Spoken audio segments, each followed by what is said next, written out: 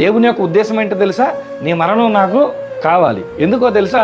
దేవుని యొద్దకు మనమందరం కూడా తిరిగి వెళ్ళాలి. అయితే తిరిగి వెళ్ళేటప్పుడు మాత్రం ఎలా ఉండాలి తెలుసా? యెహోవా భక్తుడుగా మనం ఉండాలి. అప్పుడు మన మరణం రోడ్డు మీద చనిపోయినా, అప్పుడు మన మరణం హాస్పిటల్లో చనిపోయినా, అప్పుడు మన మరణం వృద్ధాప్యంలో చనిపోయినా, యవ్వనంలో చనిపోయినా, అప్పుడు మన మరణం ఎవరైనా మనల్ని చంపినా, నేను యెహోవా భక్తుడనైతే నా మరణం దేవుని దృష్టికి ఎటువంటిదంట?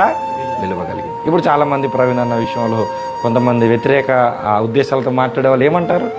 రోడ్డు మీద చనిపోయాడు, గుద్దితే చనిపోయాడు, ఎవడు పట్టించుకోకపోతే చనిపోయాడు, రకరకాలుగా ఉన్నాయి. కానీ ప్రవీణ్ అన్న యెహోవా భక్తుడు కాబట్టి ఇప్పుడు ఆ మరణం నీ దృష్టిలో రోడ్డు మీద చనిపోయాడు, హాస్పిటల్లో చనిపోయాడు, ఇంటి దగ్గర చనిపోయాడేమో, కానీ అది దేవుని దృష్టిలో ఆయన మరణం ఎటువంటిదంట? విలువ కలిగినటువంటి మరణం.